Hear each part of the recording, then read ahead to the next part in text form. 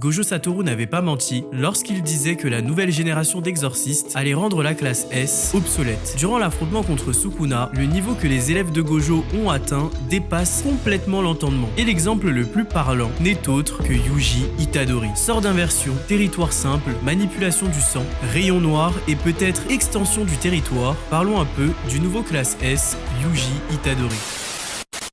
Salut la team, j'espère que vous allez bien. On se retrouve aujourd'hui pour une nouvelle vidéo à propos de Jujutsu Kaisen. Aujourd'hui on va parler de la puissance de Yuji. Dans le dernier chapitre, nous avons découvert que Yuji a la capacité d'envoyer des slash exactement comme ceux de Sukuna, mais avec la particularité d'attaquer l'âme directement. Yuji, au cours de la bataille de Shinjuku, a montré des habilités hors du commun et une puissance qui dépasse tout ce qu'on a connu. Yuji s'est vraiment imposé comme la plus grosse menace contre Sukuna après Gojo. L'évolution du personnage par rapport à la saison 1 est complètement folle. Dans cette vidéo, on va expliquer tous les nouveaux pouvoirs de Yuji et leur origine. Nous verrons aussi son power-up potentiel avec l'extension du territoire. Et enfin, nous verrons quel pourra être le futur du personnage. Comme d'habitude la team, je vous invite à liker, à vous abonner et activer la cloche de notification pour ne louper aucune vidéo du très lourd arrive. Venez aussi sur Twitch, je live ce soir à partir de 21h30. On va grind sur Valorant et on parle un peu des dernières annonces d'Akutami concernant Jujutsu Kaisen. Donc sans plus attendre, rentrons dans le vif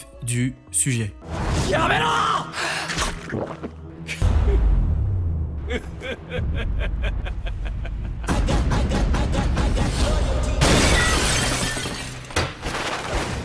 Itadori!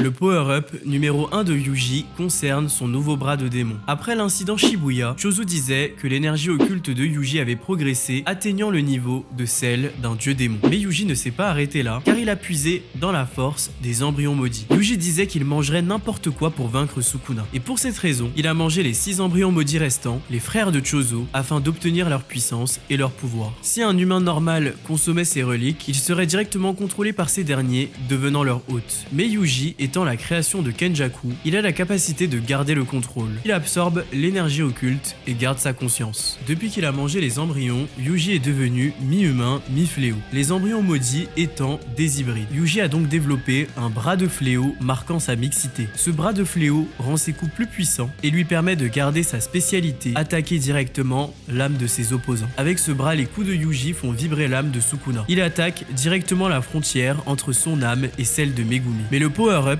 grâce aux embryons maudits ne s'arrête pas là. Les embryons étant des descendants de Noritoshi Kamo, membre du clan Kamo, Yuji a également développé un sort de manipulation du sang. Yuji a pu envoyer une percée sanglante, a pu faire exploser son sang et a pu booster son sort d'inversion grâce à la manipulation du sang. C'est un pouvoir à ne pas négliger car le clan Kamo fait partie des grands clans d'exorcistes et la manipulation du sang est un sort très puissant. Le deuxième power-up de Yuji concerne les techniques rares telles que le sort d'inversion et le territoire simple. Le sort d'inversion est une technique extrêmement difficile à maîtriser. Même Gojo Satoru a toujours eu du mal à maîtriser ce sort et ce n'est qu'après son combat contre Toji aux portes de la mort qu'il a pu l'acquérir. Yuji est maintenant capable de régénérer des parties de son corps en un instant. Son sort d'inversion est même boosté grâce au sort de manipulation du sang. Lors de l'utilisation du sort d'inversion, l'exorciste transforme une partie de son énergie occulte en sang. Pour cette raison, les exorcistes comme Yuji ou Chozo sont avantagés concernant l'utilisation de ce sort. Yuji, grâce à cela, a pu survivre à plusieurs attaques mortelles de Sukuna. Le territoire simple est également une technique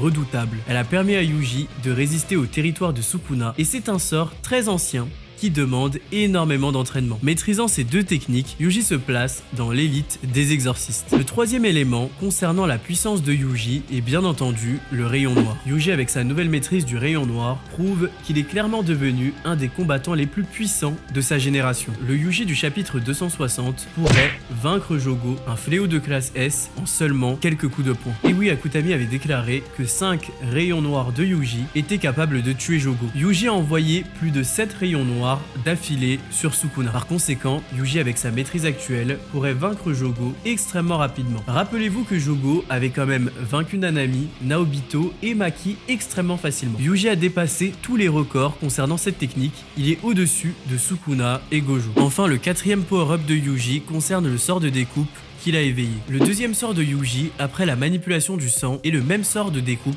que Sukuna. Yuji, ayant baigné dans l'énergie occulte de Sukuna, a développé le même sort que lui. Mais au-delà, Yuji étant le descendant du frère jumeau de Sukuna, possède la même technique que ce dernier. Le sort de découpe de Yuji reste différent de celui de Sukuna parce qu'ils ne sont pas de la même époque. Mais le sort de Yuji n'en est pas moins redoutable. Yuji, grâce à un serment maudit, a réussi à rendre ses slash plus efficients sur la frontière entre l'âme de Sukuna et celle de Megumi.